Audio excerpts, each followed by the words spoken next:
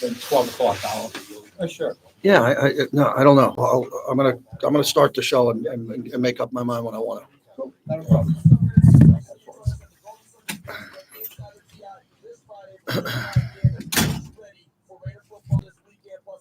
What's happening, everyone?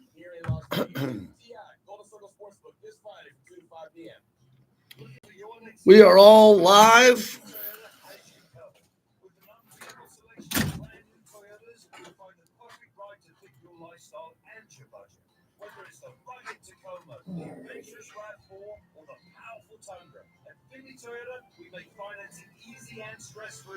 All right.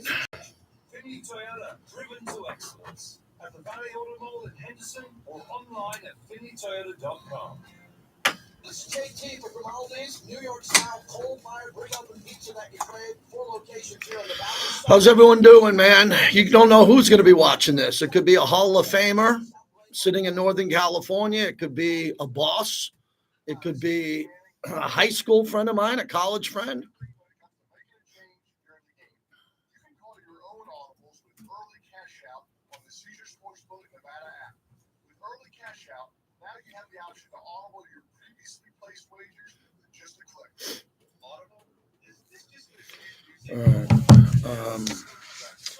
Bo Nix look really good, and that's a big concern. Bo Nix look really good. Hey, Raider Paul, don't give me any bullshit on Jackson Dart if the Raiders have the first or second pick. You know, that's what's driving me nuts about a lot of people lately, and all due respect to you, I'm just screwing around. Don't tell me if the Raiders, fortunately get the first or second pick overall, you want Jackson Dart. All right, I've been dealing with a bunch of idiots lately who want to lose every game and win a draft pick and want to get one. So if the Raiders are going to get the first or second pick, it ain't going to be Jackson Dart, okay? So figure out where your mind is on this topic. If the Raiders had the 9th pick or the 12th pick or the second round pick, maybe. Don't give me this, we're going to take Raiders have the number 2 pick as of today. All right, so if you're ever going to say Shador or Cam Ward, it's freaking now. Incredible, man. It's Bobby. I don't know what to do. Like I don't know. I got people all over the ice. I got some guy tripping in the corner, another guy getting checked into the boards. It's like people are all over the place. And they want to give me therapy pay. They want me to be the therapist. I say, no, I'm not the therapist. I'm just a fan. I'm a season ticket holder like you. That's all I am. Who has access to the coach, Max Crosby, the GM, and the team. Jeez. JT, you know what I'm going to get? I swear on my kids, I'm going to get a JT, let's trade out of the first pick in the draft and move down. I'm going to get that idiot coming in here pretty soon. I'll tell you what. That's going to happen here soon. I can guarantee you. Let's do the over-under on it. How soon do you think it's going to happen? December 1st, January 1st, Yeah. February 1st? Which one? Let's have a fucking poll here. Amazing. I'm just having fun with you, man.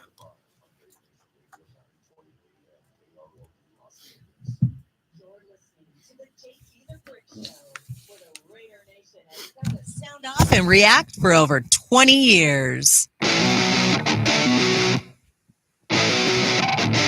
It's the JT the Brick Show, broadcasting live from the Finley Cadillac Performance Studio. Raiders bring a blitz. He takes him off the middle, and he's wrapped up. How long is the Ganon bite? 10, 15 seconds. And now, here's JT the Brick. Out of the gate, JT, the monologue. Hope you're watching live on YouTube. I just was kind of going off behind the scenes here on our YouTube channel, JT the Brick YT. We're on the Raiders mobile app. Tomorrow, I'll be on the Raiders YouTube channel. We do that every Wednesday, and they put that out as Raiders Rundown. We do Raiders Roundtable on Monday, and then we do Raiders Rundown on Wednesday. And tomorrow, Bobby, as always, is my interview with the coach. So my wife reminds me, don't go out on Tuesday night. I don't. I stay in on Tuesday nights. Tuesday night's my recovery night after Sunday, Monday, and doing more radio than anyone. Pre and post, 2 shows a day. And last night at Wynn Resort, which was pumping. Oh, my God, I got to tell you that as we open up the show. Every Monday night, I do my Mad Dog show from Wynn, and they had the AWS conference there, Amazon Web Services at Wynn. Holy cow. You forget how big these conventions are. Yeah. I came in from the garage. Yes, Bobby, I have a parking pass for Wynn. Oh, yeah. It's a very valuable item in my life now. Yeah. And then I go in there, and there's people with signs how to get to Le Cave, signs how to get to the theater. The whole property was taken over by these tech wizards from Amazon at restaurant. They buy out restaurants. Oh, yeah. They buy out restaurants. It's like, you want to go to a restaurant? No, we're sold out. We sold it to this company. And I just wanted to say that in Vegas, it's convention season and the rodeo. And yes, everybody, do not fret. Do not fret. I'll be back for year 2 of JT in my rodeo outfit. Last year, it broke the internet. Charles Woodson said, put it up on the board, Woodson Bourbon Whiskey. So now people are giving me new ideas for my rodeo outfit because I just like good, fun things, and the rodeo is big. So my friends in the rodeo are inviting me back. I borrow stuff. I'll borrow the hat. I'll borrow the buckle. I'm not going to go buy everything, Bobby. Yeah. Don't want to do it. I'm just going to wear it once a year. It's like Halloween for sports. I went to another Halloween for sports, F1. It was like Halloween for sports. People from all over Europe around there going to concerts and, doing cool things. So it's good. We got a lot going on. They just announced AC/DC. I'm wearing my AC/DC Back in Black shirt today, if you're watching. So I think that's cool. AC/DC, my wife says to me, do you want to get the pre-sales? I go, excuse me? I go, what'd you say? She goes, you want to get the pre-sales? I go, of course I do. She goes, how many? I told her, and she almost ran out of the house. So we got to get a few. We got to invite the guys, Jimmy B, Bobby G, the crew. Got to invite everybody in for AC/DC. Thank you, Mark Davis, who watches this. Thank you, Mark, for building Allegiant Stadium. We'll eventually get this right. We're going to win. But as we wait, we get George Strait, AC/DC, Billy Joel. We get everybody playing concerts here at our football stadium, and we get UNLV out of the old Silver Bowl. And they get to play now at Allegiant Stadium, and the crowd looked pretty good in that last game. Matter of fact, Casey Flair will join us next hour. He's a former wide receiver, runs their foundation. They reached out to me today. They got this UNLV trip to Boise on Friday. Plane tickets to the game, tailgate, whatever you need. You get on the plane, you fly with them, you go to the game, you come back. It's unbelievable. I put it out on Twitter at JT the Brick. So go check that out. If you live in Vegas, and most of our audience that we have is not in Vegas. Most of our audience is in LA, California, Northern California, everywhere. But if you live in Vegas and want to go on this UNLV trip to Boise to see, you got to go. And they got a plane waiting for you. All the details are up there. Casey will join us next hour. I did a really cool interview last night that I'm going to play at some point. Sal Palantonio from ESPN, the longtime reporter, 30 years with ESPN, 33 years, I think, covering the Eagles. I'm interviewing him about the Eagles last night, and we did about 5 minutes on Eric Allen, my partner here, Eric Allen, on why Eric Allen should be in the Hall of Fame. So I want you to hear that. It was really good. Damon Bruce. Whoa, Damon Bruce will join us. He's got a much bigger YouTube channel than I do.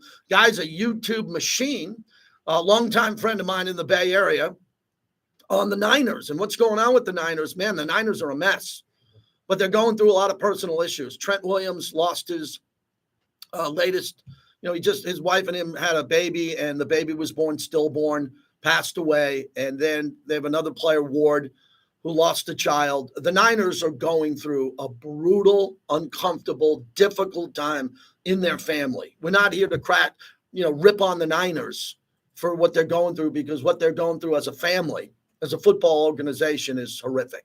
It's really hard. And you got to remember, and I try to remind people, especially trolls, that these players and coaches and wives have lives. So when you say you want to lose, or you don't want to win, you don't think of the coaches who are going to get fired, not the head coaches. I'm talking about the quality control, the running back coach. It's going to have to tell his wife and 13-year-old daughter that we have to move from Jacksonville, or we have to move from, Chicago to another city. I always remind people of that because I think people forget about it. So much so that I wanted you to hear this opening comment from Rich Ganon. Yesterday, Rich Ganon, every Monday, joins us on Raiders Roundtable. He's a former MVP. He knows a lot more than I do. And I know that people know more than I do, even some callers. That's why I put callers on the air. And Rich Gannon said something about the tanking versus winning. Here's the former Raiders MVP. I think it's really important, JT, to go into the offseason program with some confidence and with some momentum, right? If we could win, 3 or 4 games and close this thing out, beat some good teams, some divisional teams, and go into the offseason feeling a little bit better about ourselves and having the opportunity to evaluate some of the young players on the roster, I think is important. That is a really, really, really important point. So I've been struggling, and I don't struggle with anything in life that bad. I'm lucky. My parents are alive in their mid to late 80s, got great family, kids. Knock on wood, they're healthy. I don't have any struggles in life. I'm very blessed and lucky. I struggled this year because I'm dealing with a tiny outside noise in my head of people who want to lose. And I'm fighting them off like Game of Thrones with the dragons at the gate because I don't want those people in my life. I don't want to hang out with them. I don't hang out with them. You see me out with the Black Hole in Miami. Those are the people I hang out with, and a lot of other friends of mine. My buddy Thomas Littlejohn, my buddy Chris in West Oakland, Raider Mort, all right? Everybody understands the draft. Okay, right now the Raiders have the second pick of the draft. I got a guy who's already come on my chat saying we should get Jackson Dart. My head almost blew up. So I told Bobby before we started the show, who is going to be the first caller to call me in a month and say, let's trade out of the first pick?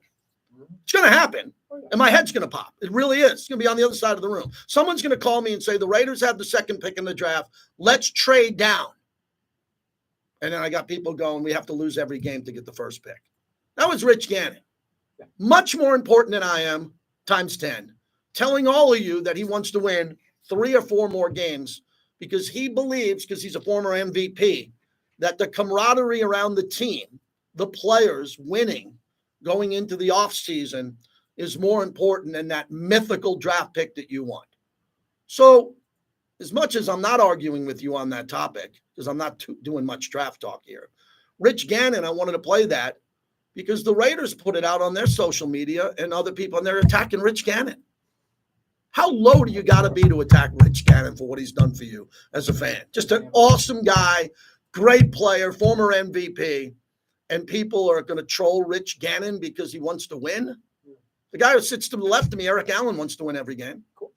He understands what the draft is. He's a sharp guy. So I've been backing off the pedal. I'm not accelerating as much as I was. I know where the Raiders draft pick is. It's a really important pick. It is. I'm going to go nuts from the Super Bowl on, trying to promote that pick and really getting into it. And we're going to wait until that happens. And we'll find out who the best players are. But again, you better be decisive. You better be decisive on this because the first round of this upcoming draft, there's like 8 to 10 players. Last year, there was 20 to 22. Everybody's telling you that. I talked to my buddies on a Zoom the other day who make a draft guide. Said, what was the difference between the first round last year and the first round this year? And they said, we had 28 grades in the first round. We have 14 right now. 14, I'm talking high, first round picks that you would take. If you were at number 28, and the 14th pick on their list was there, you take them, the picks are going to go flying by really quick. Okay, and the Raiders are going to get one. So I'm telling everybody to calm the blank down. We got Brock Bowers. He might be the best player in the league on offense other than a quarterback in the next 2 years. We got him we put him in the building. He's in the building. He's pretty good. Now Tom Telesco will go back and go get the other first-round pick who will stay with Brock Bowers. I'm assuming it'll be a quarterback just like you. I just don't know who that quarterback's going to be that right now, so I don't waste a lot of your time because we don't know who it is. We'll have clarity on who that will be probably around February, pre-Super Bowl, March, of course. And then during the draft, everyone's going to say, oh, my God, what's going to happen? Who are we going to take? Oh, my God, who are we going to take? Are we going to take Cam Ward? Are we going to take Shador? It's going to be chaos. But the Raiders will be near the top of the list there. So that's where we're at as I open up the show. We're brought to you by PTs. They fuel the monologue. Hey, if you want to have a holiday party, and some people don't want to have parties in their house. My wife, I'm like, we got a great house. Let's have people over. She's like, good, who? I'm making a list out, right? A lot of times have a party in a bar, in a tavern. Go to PTs, bring 10 people there, exchange gifts, have some beverages. If you like to play video poker and game, golden tea, whatever you like to do, have your happy hour there. They have the best happy hour in town, 5 to 7 and midnight to 2, half off drinks, and you'll enjoy that. during the holiday season. All right, so what concerns JT the Brick in the third person? That would be Bo Nix. He concerns me. Bo Nix is really good. I did not think he would be really good this early. That concerns me. Bo Nix played a lot of games. I saw him play live. Was at the Allegiant. I was at Allegiant Stadium when he played Michael Penix. I thought Penix was a better player. Penix was drafted higher Raider Nation. than Bo Nix. Penix isn't playing because of Kirk Cousins in Atlanta. Bo Nix looks really good. This touchdown pass to Mims last night was incredible. It's a signature play of his young career. Nix takes a shotgun snap, drops 3 yards into the end zone, loads it up, deep ball down the middle of the field. He's got Mims there. Mims is gone. 40, 30, 20, 10, high stepping into the south end zone. Touchdown, Denver, 93 yards. That's Dave Logan, the great voice of the Broncos, on the call. So Bo Nix won last night. They beat Jameis Winston. That was a really good game. Really good game. I mean, fantastic game that was. It went back and forth. Jameis was locked in. He was throwing darts, but Jameis threw a couple of interceptions at the end of the game. The pick six and the backdoor cover that was alive was gone. Empty set, 3 left, 2 to the right for Winston. Denver, 4-man rush. Quick throw outside. The ball is intercepted. Intercepted by the Broncos down the east sideline. This is going to be a house call. That is Jaquan McMillan. Yeah, so on Broncos radio, that put the game away, and Denver won. Now, Denver and the Chargers have 8 wins. Breaking news. I'm going to be the first to say it in all of Raider Nation. Both the Broncos and the Chargers are going to the playoffs. I looked at their schedules down the stretch. Kansas City's in the playoffs, Denver's in the playoffs, and the Chargers are in the playoffs. So as I said, this has been a worst-case scenario this year when it comes to the Raiders' record. Some good stuff has come. I mentioned Brock Bowers, right? Jacorian Bennett and the way he's played this year. Some big moments, but overall the record is one of the worst records in Raider history, right? It has a chance to be one of the worst of all time, and the rest of the division's going to the playoffs. OMG. You got to be kidding me. I did not have that on my bingo card, as some like to say, at the start of the season when I was in Costa Mesa, sitting in my room in Costa Mesa going to practice. I didn't think Bo Nix would be this good. Check. Got that one wrong. I didn't think the Chargers would be a playoff team because I just thought it would take a while for the Chargers to get their game. Chargers are very weird. They're winning games kind of like Kansas City is. Kansas City's winning games ugly. The Chargers had no chance of beating Atlanta. Cousins threw 4 interceptions, 3 of them on his own. They're just bad throws. Chargers didn't score enough points to even beat Atlanta in Atlanta. They weren't going to win that game, but they did. And Kirk Cousins threw 4 interceptions. So the Chargers are putting themselves in positions to win. And that's what's happening now. So we're dealing with all of this, and it's hard. It's harder for some people than others. The people who paid for tickets, the people who are going to games, the people who work for the team, the people who are providing content. Everybody, it's hard. It's a hard year. And this is my 27th year with the team, and it's one of the hardest because it's hard on the fans. And I love the fans, and I want the fans to win and have great experiences. But I see the bigger picture. I saw the bigger picture a year ago, 2 years, and 4 years ago. Every time a new regime comes in, every time someone comes in to be the new head coach or the new GM, everybody's excited about the future because they have a new plan and they want to put their plan in place and they're vetted. You don't like I get you don't like all the hires, but they're vetted. They get the job for the reason. They come in gung-ho and their plan is in place. This year, the Raiders' plan, I think, was decent. It was a decent plan. The problem was they didn't have a quarterback that they could decide on. So another thing, when Minshew was named the starter, and I saw that in the preseason, going into the regular season, I'm like, I'm good with this. Minshew's got more experience than Aiden. Fact. He's played in bigger games than Aiden. Fact. And I figured Gardner, he's got a little swagger. Gardner could get you going. I was wrong. Aiden should have been playing. But everybody will tell you that. That's just second guessing. That's hindsight. We're all second guessing now, right? I thought Jimmy Garoppolo was a pretty good player. He was. The warning sign with Jimmy Garoppolo was he was injured. Everyone was made clear that he would be healthy. He was. And then, boom, he crashed and burned. Won 4 playoff games, went to a Super Bowl. He wasn't a bad player. Jimmy G's a good player. for a long period of time in the league, and he had an opportunity and he failed with it, unfortunately. Now Aiden's playing, and Aiden's coming off a really good game, unbelievable game in Kansas City, where Aiden, I thought, did enough to win the game. He took pure ownership on the final play. By the time he got into the media room in Kansas City, he took full ownership that was on him for the clapping, snapping early, whatever. He owned it. That's a great, great character pat on the back for Aiden O'Connell. Wow. The character of that young man, he's a great guy. I mean, everybody likes Aiden. He doesn't have the bravado of Baker Mayfield. He doesn't have that swagger, but maybe you don't need that. Maybe you don't need that. Ganon didn't have that type of swagger. Ganon was a really worked up, intense guy. I covered Rich Gannon's career, saw him in the building. That was a guy, if he walked by you, you weren't like, hey, Rich, what are you getting for lunch? Like, he was racing to the next meeting. Yeah. Like, he was pretty focused. So with all that being said, watching Denver last night, I was rooting against Denver like most people were. And Denver put the game away because their defense is good. Their quarterback's good. Sutton's a really good wide receiver.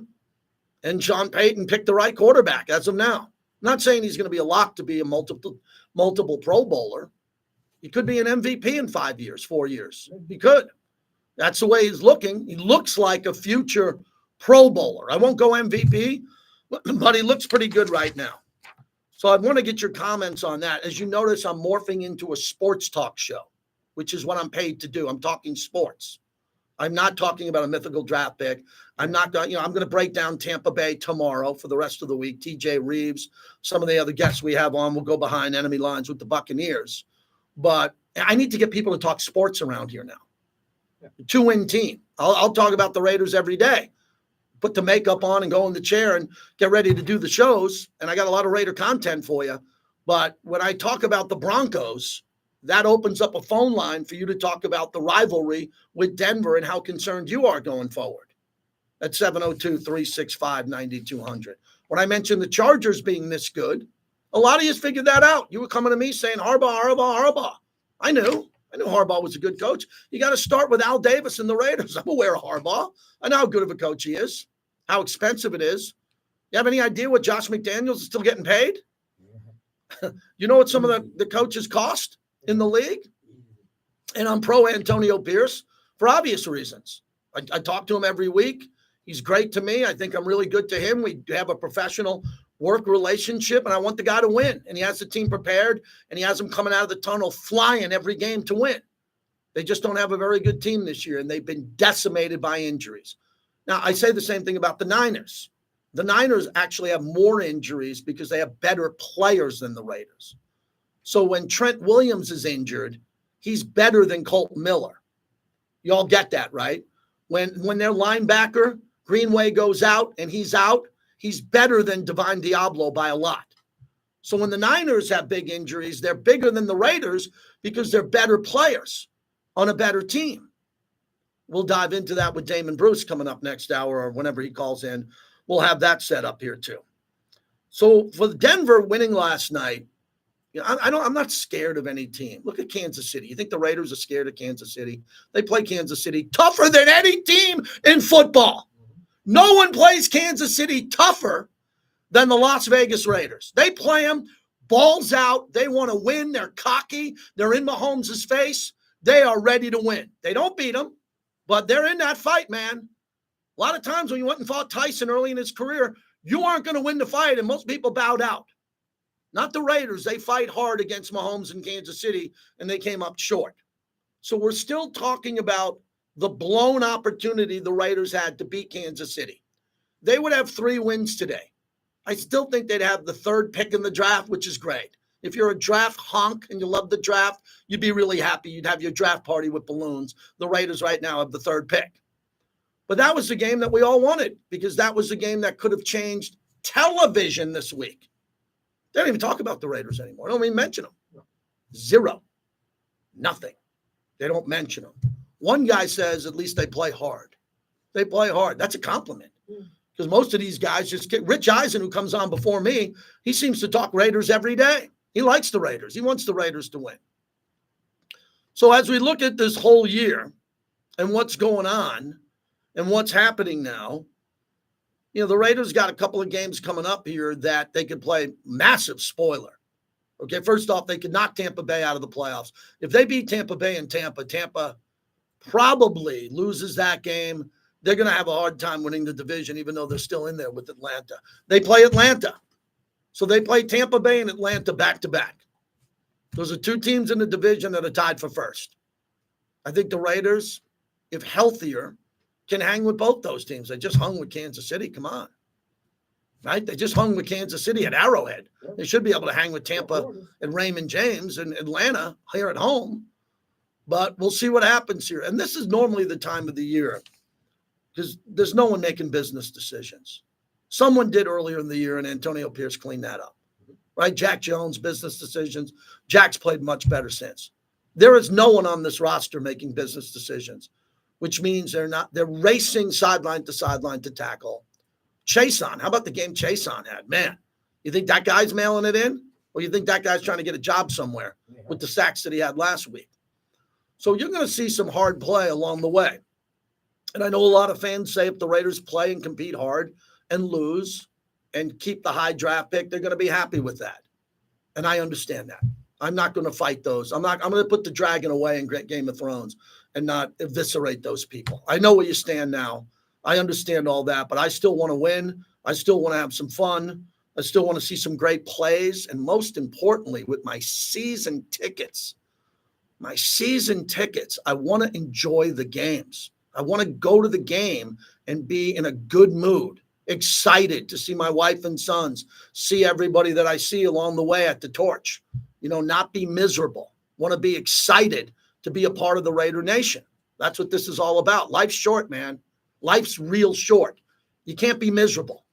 You can be pissed off. God knows I am at times, but you got to go into these concerts and games. Imagine going to a concert and walking in saying, oh, man, this concert's going to stink, man, as you're getting your beer and you're going to your seat. Man, this concert's going to suck. I don't even know why I'm here. Go home. Don't come. Someone else will go. Give your tickets to some kids. Let some kids in the neighborhood. Buy them a Raider gear. Buy them some Raider gear and give them your tickets. Let the kid go. Become a Raider fan. Experience Allegiant Stadium. That's the monologue brought to you by Tito's Handmade Vodka. I do the monologue, and then I wait to see who's going to call me. It's a really good life. That's what I do for 2 hours a day. And then we'll see. And then we do a lot of content for you here. So if you want to jump in and talk about anything I mentioned there, from the Broncos to the Raiders to Rich Gannon's comments, we have an open line for you, 702-365-9200. Really good guest today, which I'm excited about. I've been mentioning fandom. The Black Hole is the home of football's most notorious fans. Over 40 chapters worldwide. They just brought in Rachel Rivera and her two beautiful daughters, Rob Rivera's widow and his beautiful daughters, who came in for an unbelievable weekend that I was a part of. That's what the Black Hole is about. They are a family. They are a family of Raider fans all over the globe. New members now, 20% off all website purchases, exclusive member hotel discounts, members-only merchandise. Be the first to know for all the upcoming events and more. All memberships are now lifetime memberships. Once a member, always a member. Blackhole.com, theblackhole.com to become a member. I cherish those 25 minutes. I wait around all day to do that 25 minutes and bring you a level of passion and intensity about my life as a sports fan. I hope it gets you motivated in some way, somehow. Let's get rolling today. Buccaneers are in town, but I feel like some in the nation, Raider Nation, need to still talk about that Kansas City game.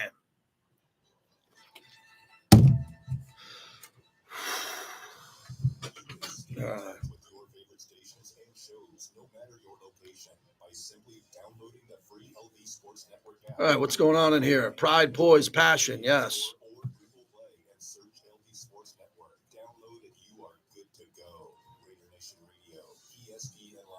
What about the refs?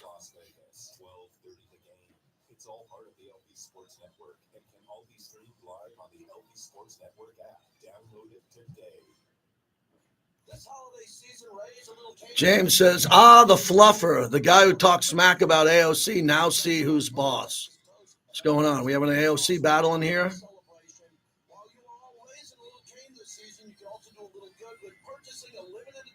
candy cane plush puppy at your local Raising Cane's. Net proceeds benefit local pet organizations in your area. Raising Cane's Chicken Fingers. One love. And James, your AOC stuff we like, but it's kind of juvenile and loud, and it's all over my Twitter, and I'm kind of sick of it. Sick of you putting me in tweets with Q and Vinny and everybody. So please curb your energy on that topic 24/7, because I don't want to wake up and see all of your freaking tweets in my face. So that's a little timeout warning from the Bricktator. Right, the Bricktator. No one's on hold. How about that for a radio host in 2024 with the biggest shows I have? Streaming numbers, all the people here. Not one Raider fan has the balls to just call in and say, hey, man, let's talk football. And you wonder why, what we're doing here.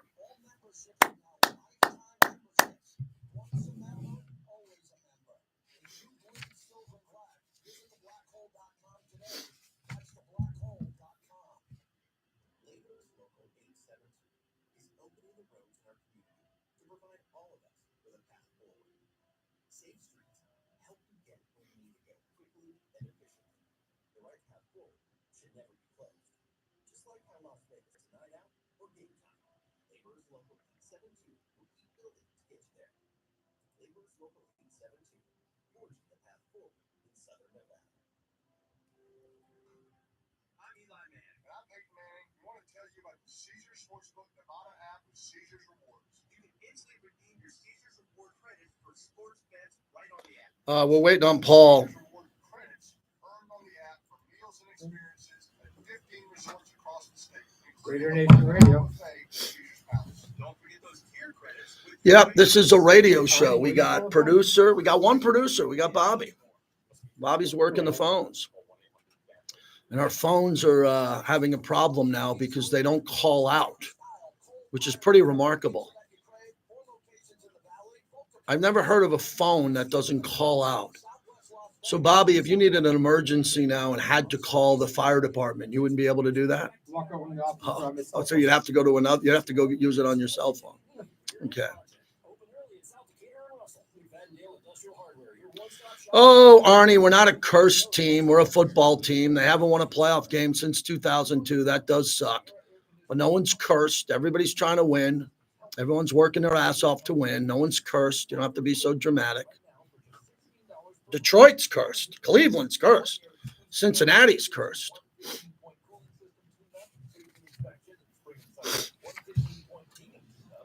Got a lot of people in town this week, man, for conventions, Eagles concerts. Where are you calling from?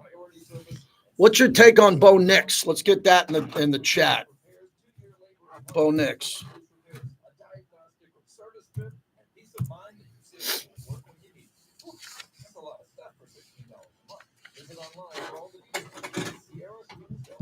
Calling me now?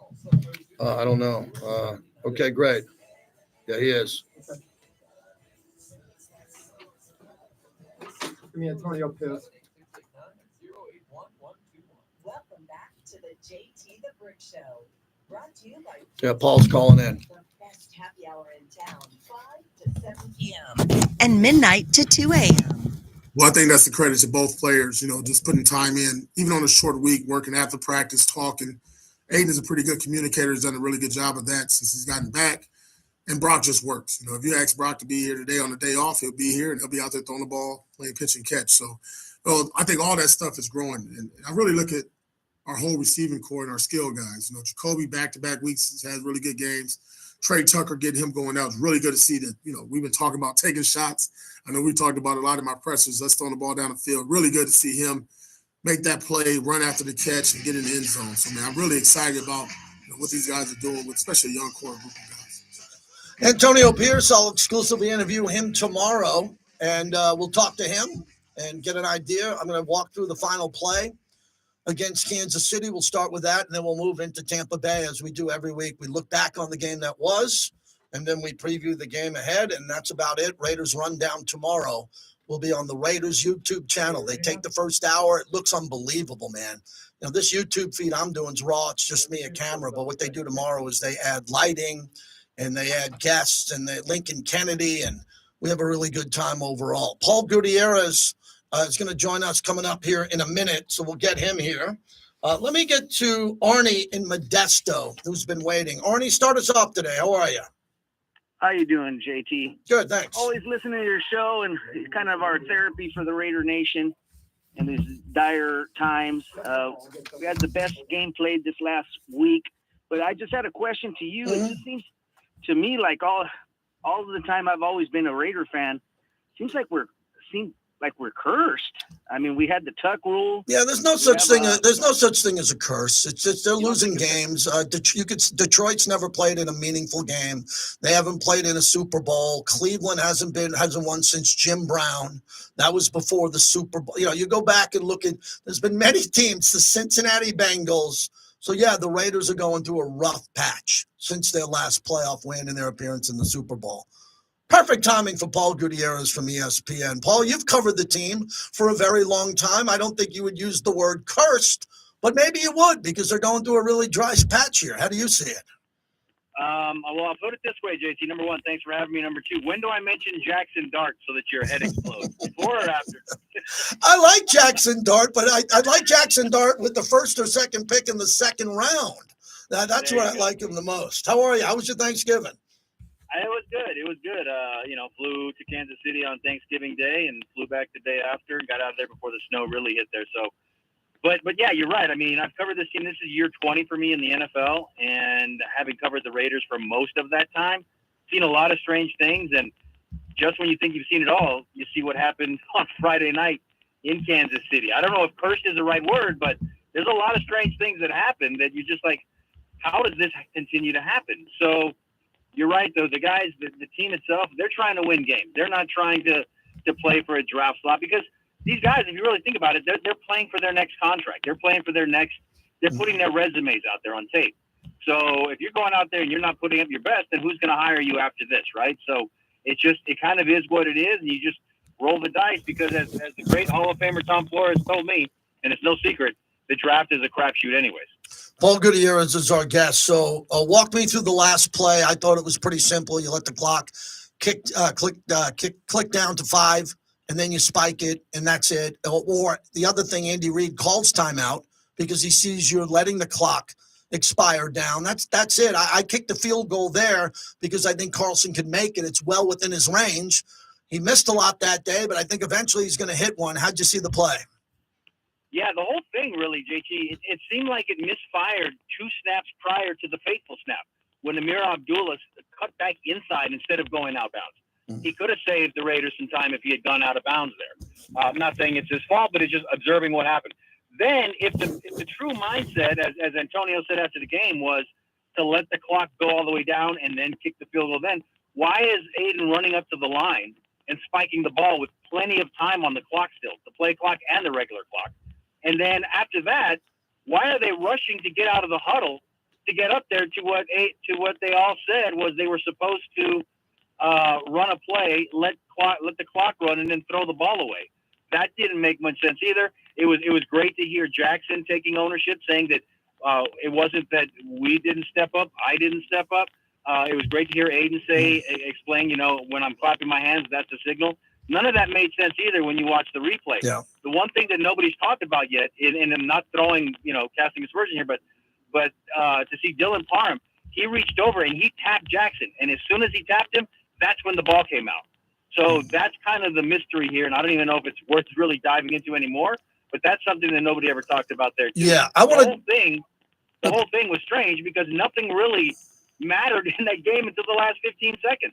And again, even if it goes the way they want, and Daniel goes out there to attempt a 50-yard field goal, it is in his range, no doubt. Yeah. But he had already missed 3 from 50 beyond.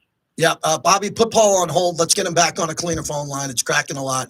I want to make sure we get that all set up because I got a couple more questions I want to ask him before he comes back. So as Paul talked about what was going to happen down the stretch there, what happened down the stretch, you want to run another play. I don't agree with running another play, but I'm not the head coach. I'm not Norv. I'm not Scott. To run another play, to me, only worse things can happen. Does that make sense? Running one more play, the way they ran one more play, really only bad things can happen. And that's what I wanted to pick up with Paul Gutierrez, who we have back right now, because I didn't think that made a lot of sense, but I understand Mahomes was on the other side. So, Paul, as we picked up, the only thing I want to, pound away on that point is I don't think it made sense to run another play, because the only way they were going to lose the game was a missed field goal, which you can live with, or a fumble, because you weren't trying to throw the ball in bounds and get out of bounds. That's too risky. You could throw an interception. So just to throw it out of bounds into the 15th row, if you're going to do that, why not do that under center and take away the shotgun? Agreed. And if you're going to do that, and if you just want to, if you're actually trying to pick up a couple yards, don't spike the ball when you spiked it. Run a draw play up the middle, because then everybody's already in position to get back into position to spike the ball at that point too. So there was just a lot of, the key word was miscommunication. And at the end of the day, none of the explanations made sense, but also, try walking a mile in no shoes, right? When you're trying to do it, but that's what they're there for. So it was unfortunate. I do believe that Daniel Carlson would have definitely redeemed himself, and the conversations would have been a heck of a lot different the day after. You were in the locker room after the game. How did the players react to what happened? Yeah, it was myself and Tashawn Reed from The Athletic. We were the only ones that talked to Jackson Powers Johnson, and he, very emotional, but he also, like a rookie leader that he is, he stepped up and he took all the blame for himself. The guys in the locker room, it seemed like it was a very stunned locker room, but also it looked like, and it felt like they knew that they had given their best shot, and it just didn't work out. So, I've been in locker rooms before. We were talking earlier about a bad stretch here for the Raiders over the past couple decades. I've been in locker rooms in San Diego when the Chargers were still there, and guys are laughing and having a good time in a locker room. And Nnamdi Asomugha, he stands up and he looks around and he looks at the beat writer and he's like, I don't understand why guys are having a good time in here. That was different. That was just getting smoked and not really having a lot of pride. Those are some bad teams in the late 2000s there. This just feels different. I know at the end of the day, your record is who you are, but this just feels different. It feels like they're actually learning something and going forward with it. And, that no such thing as a moral victory in the NFL. We all get that. But at the same point, you took the champs to the buzzer. Last one. That's excellent comment. I'm going to run with that after you're done here. I appreciate your time. I'm there in the building all the time. I'm not in the locker room. You are. You're seeing something that other people can't see. Your viewers and the people who read you on ESPN and everything you do. So you're seeing a team that's not only learning, but is staying together. That's important. A lot of teams don't stay together when they have 2 wins, Paul.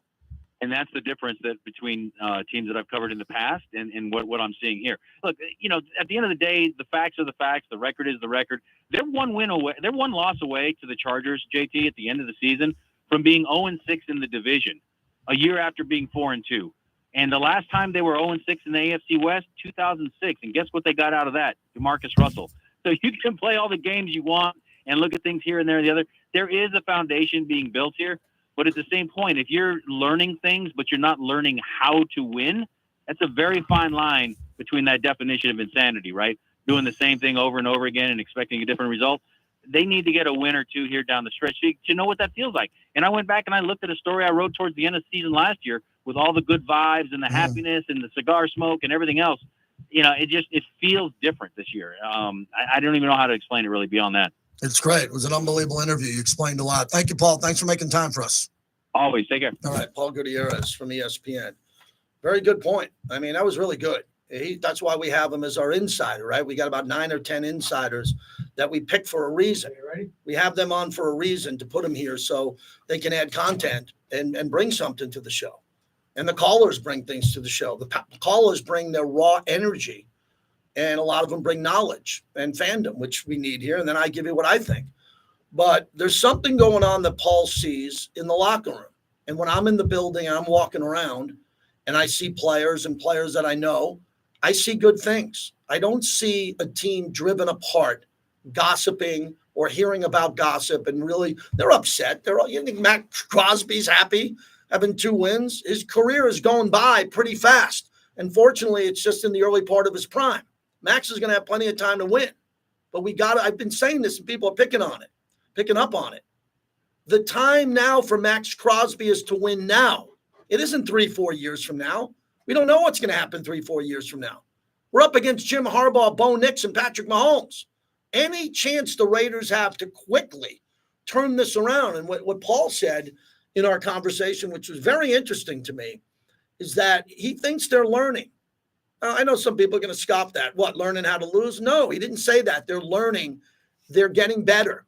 This team went into Kansas City without Malcolm Kuntz, Christian Wilkins, Nate Hobbs, Jacorian Bennett. Come on.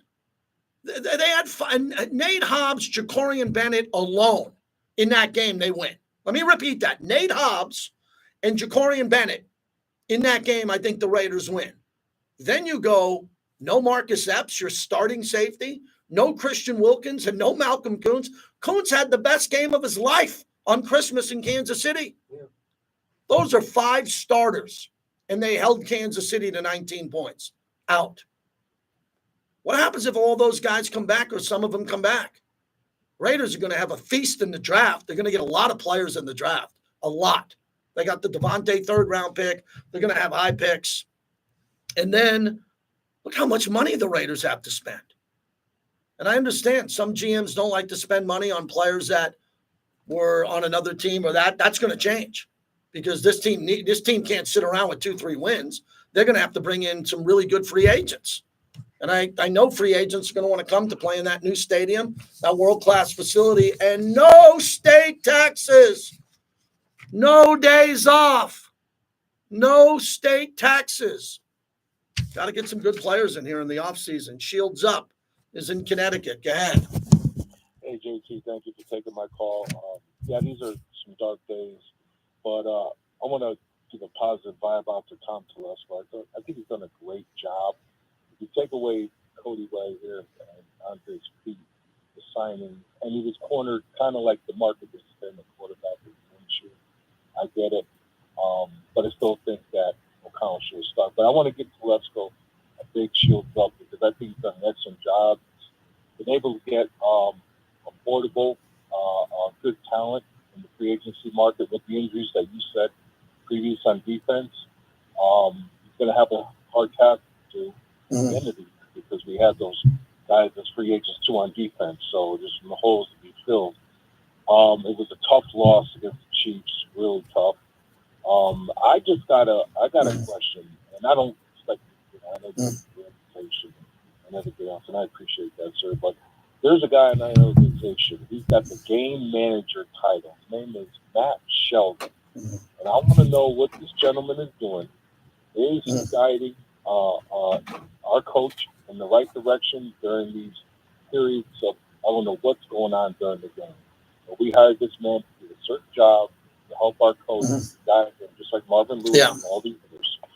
So that's where I'm at. I want to know. I know it's a rhetorical statement. I don't know, Matt. I know of him in the organization, and I'm going to be honest with you. I don't have a great answer for you because I don't have a relationship with him in the building. It's just a rhetorical question. Yeah, it's fair. If this guy's the game manager, what is he doing? Because there's some lows. And the big one was, yes, Abdullah should have ran out of bounds, and they should have spiked the ball with some 5 seconds left. It's very, but I'm proud of what they played. They played well. I'm proud of them. And they're playing for AP. They're playing hard for this man, and that's all we can ask for. Thank you for taking my call, JT. Yeah, appreciate the call. And look, they've had a lot of game management issues. They have in regards to down and distance, when to challenge, what happened at the end of the last series in Kansas City, and they've all been accountable on it, giving their opinion. And remember, this is another important point. If the coach gives his opinion on the record and you don't agree with it, that doesn't matter. It's his opinion. He's the head coach. Okay, Antonio Pierce has not been doing this as long as Belichick and the late Don Shula. Okay, he's a young coach in the league, and he's supposed to have help along the way when it comes to that, and he is learning there. I'm not making an excuse for him. I've talked all about this. I hosted the post-game show 4 minutes after the game. We debated this hard this week, and it's a different philosophy on what to do at the end of a game. If Tom Brady was the quarterback in Kansas City, Tom Brady would have been able to kind of look at that situation. He wouldn't have had to look around, and Tom Brady would have finished the last 15 seconds, I would think, much differently or differently. We didn't have Tom Brady. We had Aiden O'Connell, who played a hell of a game and put his body on the line to win for you and win for everybody else. And hopefully they're more motivated to go out and put up a good performance in Tampa Bay. Yeah, some good stuff today. Paul was really good. No, Walt, AP doesn't have to go flat out. It doesn't work that way. AP didn't have a quarterback this year. He had an injured quarterback, and he had 7 starters hurt by week 3. Okay? You know?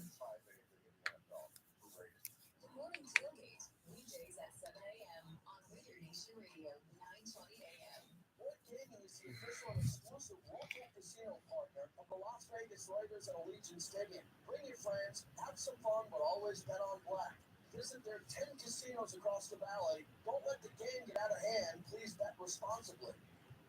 Join us on Thursday, December 12th at Wynn Las Vegas for the annual State of the Chamber and Board of Trustees installation luncheon. Our incoming chairwoman, Janet Uthman, will highlight the biggest chamber's priorities for the Las Vegas business community in the coming year. The annual installation event is one of the biggest chamber's most popular programs, gathering Nevada's community leaders. Visit VegasChamber.com for more information. Sponsored by How many wins will secure AP to stay on next year? What a stupid question.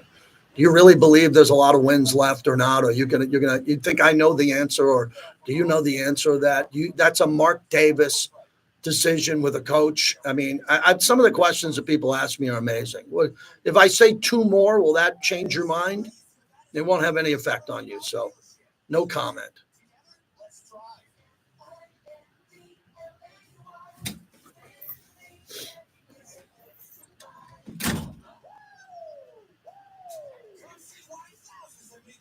So what do we got, Bobby? We're sitting here. It is December 3rd. December 3rd. We got Tampa Bay, Atlanta, Jacksonville, New Orleans, and the Chargers. Imagine if this team was, so would they play 12 games if they were 6, say they were 5-7. 5-7. Follow me here. 5-7.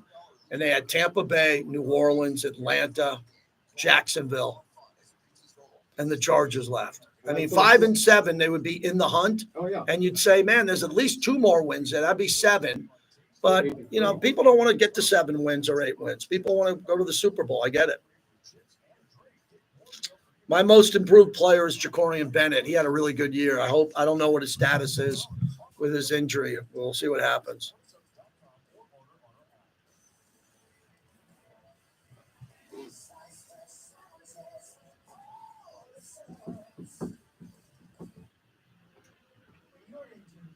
Someone has your back, changes everything. Our family has spent over 3 decades fighting and pursuing justice for the injured. It's a long family heritage that we proudly carry on. From my father, to my family, to the expert legal team who passed away, we defend this sport and you. We're the pastor brothers, and we have your back. BrothersWin.com. Every year, millions of pets go missing, leaving families heartbroken. If you lose or find a pet, Petco Love Lost is here to help. Our free, easy-to-use platform uses photo matching technology across multiple media platforms to bring lost pets home. Just upload a photo and quickly search the largest national lost and found pet database. Let's unite to reunite. Because every lost pet deserves to find their way home. Register today. You really think King 510 AP is just all hype? You don't think the guy wants to win? How disrespectful is that? That's just a shitty comment to make about a guy. Would you go up to Antonio Pierce to his face and say you're all hype, you can't coach? No, you wouldn't. I know you wouldn't do that. Is the official and exclusive local casino partner of the Las Vegas Raiders at Allegiant Stadium. Bring your friends, have some fun, but always bet on black. Visit their 10 casinos across the valley. Don't let the game get out of hand. Please bet responsibly. Here we go. This is Abdullah playing for the 3rd quarter. Got it. Become a member of football's most notorious fans. Yielded by Abdul on the right side at the 5. Cuts inside 20. Hops through 25. Abdul at the 30. And he's off to the races. Amir Abdul angling the left 40 into the Chiefs 30 and finally tracked down on the Chiefs 25-yard line. A line drive bouncing kick returned 70 yards by Amir Abdullah. Amir Abdullah is a good football player. He's a complete football player. He can do multiple things on a football team. He can run it. He can catch it. He can play special teams. He can tackle. He can do a lot of things. He's a good football player. And I hope he's back or competes again. He's a guy who's been really cool to be around. The little I got to know him, we had a great interview out in Costa Mesa, and I think he's shown up this year and he's helping out. So there's a big suspension in the NFL. Aziz Al-Shire suspended 3 games after the Trevor Lawrence hit. So Nick Casario gave a passionate, he's the GM of Houston, a passionate, it's too long to play. It was about 3.5 minutes on why they just don't know what the suspension means. Like why Trevor Lawrence slid to the ground and Al-Shire came in and basically tried to take his head off. Is that 3 games, not 4, not 2? How do we know? What are the rules there? It was a very violent play. John Runyon, who's the NFL Vice President of Policy and Rules Administration, who was widely considered a hardcore dirty player, announced a suspension earlier today, adding in a letter that the league deemed the hit unacceptable and that his continued disregard for rules governing player safety will not be tolerated. So I look at Al-Shire and what he's doing here. He was ejected in the second quarter of that game. The problem here was he was ejected and then he caused a brawl. Not only was he ejected, then he started a fight and then he went to the tunnel. He did have beers thrown at him or soft drinks thrown at him, but he lost his mind and he made it more of a violent situation. A lot of people need to understand when that brawl broke out, Trevor Lawrence was on the ground, concussed. I mean, he was clearly at that point out of it. And the fight was right around him. People could have fell into him, tripped all over him. It was just an ugly situation. So we'll see what happens. He was fined also for hitting Titans running back. What was it, $11,255. Al-Shire was fined in the past for hitting out of bounds on Titan running back Tony Pollard in week 12. He was also fined $11,817 earlier this year after he punched Chicago Bears running back Rashawn Johnson on the sideline in week 2. That happened during a scuffle around Caleb Williams. So you got a guy who likes to fight, a guy who's out there and, is a really interesting scenario there. The NFL brought the hammer down on him today. Mark in Vegas on 920. What's going on, Mark? How you doing, JT? First time, long time. Thank you, Mark. What's going on? I like your intelligence about the Raiders. I've been a fan since the 70s, like LaMonica, Blitnikoff, Belanda, right? And, the last time we were really relevant was with Ganon, right? Yep. But we have it all in place now here in Vegas with the Legion. And Mark Davis has done a good job with that. But you have to be patient with it, right? Like it's just, I know it's frustrating for Raider fans, but that's the way it is, right? Yeah, Mark. And Mark, we understand you're frustrated and everybody was. And, Mark's doing everything financially and resources to put this team on the right path. I don't think anybody will debate that. It's just some of the decisions that everybody's made along the way didn't work out in regards to players and coaches. And after that happens for years in a row, it puts pressure on you to get it right the next time. And I know from my longtime friendship with Mark and having access to talk to him, how passionate he is about winning and wanting to get it right. Mark Davis is throwing a lot of money at this, a lot, to try to make it great, not good. And it's got to turn. He knows it. You know it. I just said it. Everybody understands that. It's been a tough year, one of the toughest years in Raider history. And they're doing everything to try to make it right. There's still some games left this year. Yep. Thank you, everybody. It was a 1-hour YouTube. Please hit like. Thank you. We got some interviews. One replay I want you to hear on the app. That's going to be Sal Palantonio. Really good. We might do a live stream tonight. The best nights for the live stream are Tuesday. So keep an eye on my Twitter and the YouTube alert as a subscriber and get that. I'll probably jump in with my podcast partner, Tom Looney, for a bit of it, and we'll jump in and do a live stream later tonight. Thanks, everyone.